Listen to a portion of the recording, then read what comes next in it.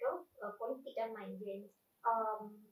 Datuk saya nampakkan sekarang ni boleh kata baru sebulan lebih kerajaan kepaduan ni mungkin negara kan kita nampak macam-macam percaturan mengenai langkah London lah, langkah Tropicana lah dan yang baru juga disampaikan. Jadi apa pandangan Datuk mengenai percaturan sebelum ni? Adakah Ya, pertama rakyat mahukan satu politik yang stabil. Kalau selepas tubuh kerajaan 2 bulan, dia buat pula langkah menjatuhkan kerajaan, kemudian yang tu bangkit pula berpakat, jatuh kerajaan pula, sampai bila rakyat perlu berhadapan dengan kerana politik yang seumpama ini? Sepatut apa yang dibuat ialah terima hakikat bahawa satu pihak menjadi kerajaan dengan muafakat, dengan persepakatan. Dan ada pihak yang memilih dirinya untuk menjadi pembangkang. Walaupun ketika diajak, Perikatan Nasional diajak untuk menjadi kerajaan dan kerajaan pada mereka menolak, berarti mereka bersetuju menjadi pembangkang. Maka bawalah agenda pembangkang, membangkang kerajaan dalam perkara yang tidak elok sebagai semak imbang yang baik untuk negara.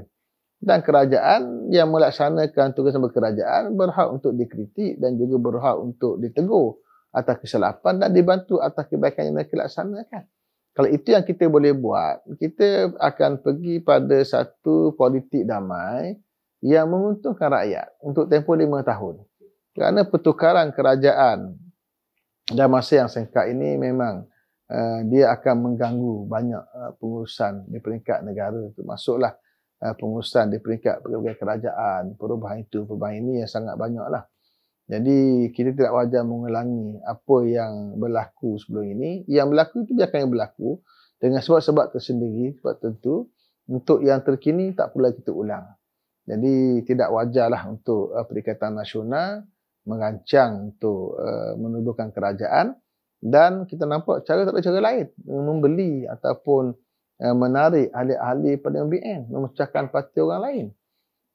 Kalau bukan dengan BN, dengan siapa lagi? Dengan kalau mereka mahu bergabung dengan anak kunci pada siapa? Pada BN. Kalau mereka mahu bergabung dengan GPS daripada 74 campur 23 97 campur dengan 6 GRS 103 masih lagi belum cukup. Adakah warisan bersetuju? Warisan 3 orang masih lagi belum cukup. Jadi kalau dapat CP-CP, mungkin dapat 112, boleh tubuh kerajaan. Nanti ada 3-4 orang tak setuju, lompat pula. Ataupun berubah pula. Jadi, di mana perginya akta lompat parti kita? Kita kena faham roh dan juga semangat akta lompat parti ini. Iaitu tidak mahu ada yang seumpama ini, agar kerajaan stabil. Tapi kalau kita mencari loophole ataupun kelonggaran daripada satu akta, untuk kita bertindak hingga akhirnya hasilnya sama dengan apa yang berlaku sebelum kita bawa akta lompat parti, berarti kita memang seorang ahli politik yang nakal lah. Nak kata jahat mungkin tak tergamak, agak nakal lah. Jadi saya rasa kita menerima hakikat bahawa satu pihak menjadi kerajaan, satu pihak menjadi pembangkang dan kehendak dia sendiri. Dalam keadaan kita mengajak mereka bersama membentuk kerajaan berpaduan. Jadi pada mereka yang buat langkah ini, saya katakan jangan pecahkan parti orang, pecah perintah. Dan pada orang yang diajak dan diseru, perlu balik pada kaedah dalam Islam bahawa wala tanaza'u fatafshalu wa tadhhaba bihukum. Jangan kamu bertelingkah, lalu kamu akan gagal dan hilanglah kekuatan kamu. Datuk Sri, kita bercakap mengenai politik sedahaga, mungkin boleh Datuk Sri ceritakanlah masa depan kerja politik Datuk Sri sendiri kan, seperti macam keluar, tak serta mana parti politik ke akan buat comeback? Pertama saya kena betulkan, saya Datuk saja, belum Datuk Sri lagi. Tapi itu doa lah barangkali. Baik, yang kedua tentang hala tuju saya. Saya bersama dengan UMNO sekarang dan saya memang telah menjadi ahli UMNO. Dan saya akan terus perjuangkan apa yang dihasratkan oleh Perlembagaan UMNO. Pindaan Perlembagaan UMNO pada tahun 2019, itu selepas mana berlaku muafakat dengan PAS Menerusi Muafakat Nasional, iaitu dibuat suatu pindaan yang sangat besar kesannya pada hala tuju UMNO sendiri, iaitu meletakkan cita-cita agama Islam sebagai cita-cita yang nombor satu yang pertama. Jadi artinya apa yang dulu PAS hasratkan, kalau dulu kita ambil apa yang Tok Guru Aziz sebut, kalau UMNO tukar perlembagaan, kita akan bubarkan PAS. Saya tidak berhasrat untuk mengajak membubarkan PAS, tetapi nak ambil intipati daripada ucapan Datuk Tuan Guru Datuk Nik Aziz Nikmat bahawa kita mahukan perubahan dalam perlembagaan UMNO, dan UMNO ternyata telah meminda perlembagaannya dan meletakkan Islam sebagai cita-cita perjuangan. Itu jelas dalam perlembagaan UMNO kalau kita baca. Jadi dengan perubahan itu bagi saya dia selari dengan apa yang saya perjuangkan.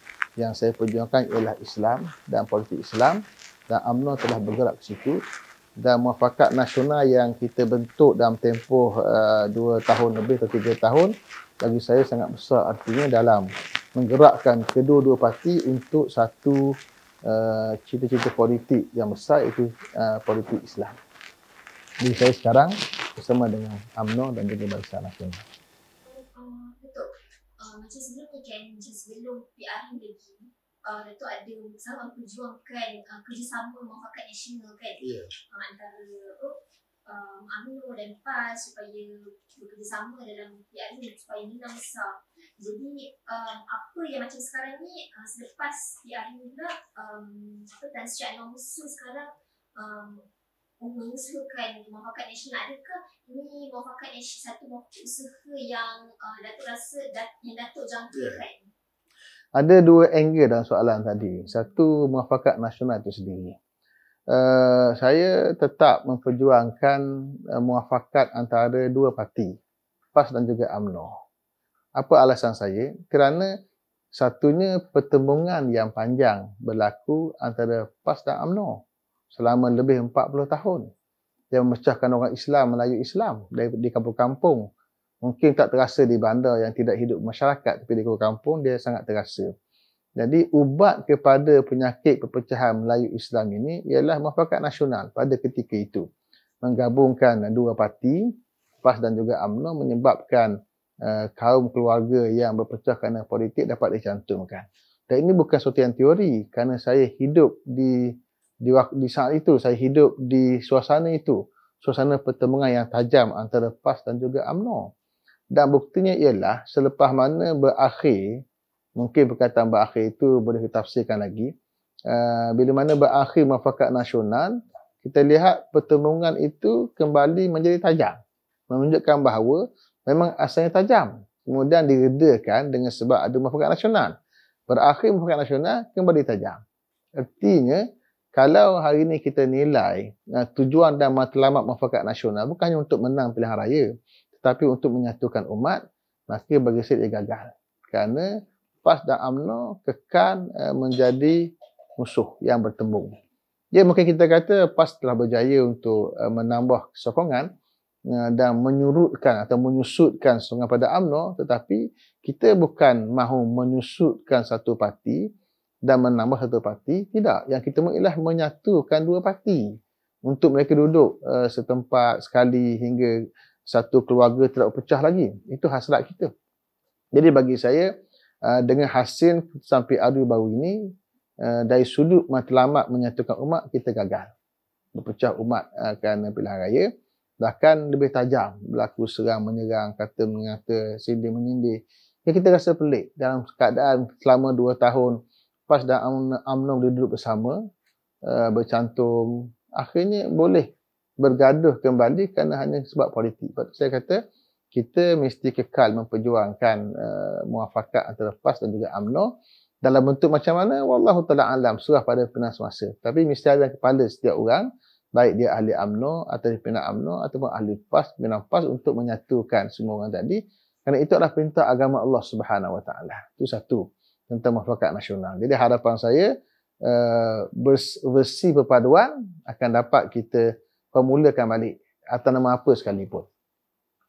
Yang kedua, muafakat nasional tajaan Tan Sri Anwar Musa. Itu adalah satu NGO yang ditubuhkan oleh beliau dengan mengambil nama yang sama, yang saya difahamkan dah daftarkan pada waktu-waktu di mana hasrat PAS dan UMNO untuk mendaftarkan itu tidak berlaku, tidak berjaya.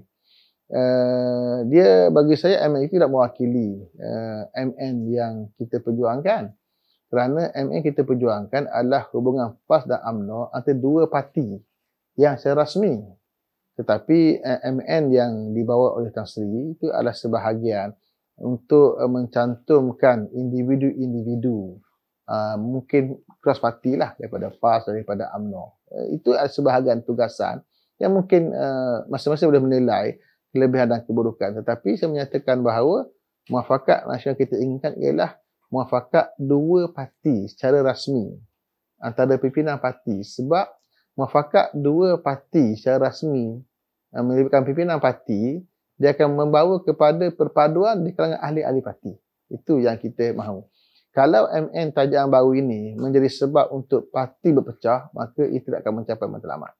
Jadi ini perkara yang kita kena bezakan antara muafakat nasional yang kita perjuangkan sebagai versi muafakat perjanjian PAS dan UMNO dengan versi yang dibawa oleh Tan Sri Anwar.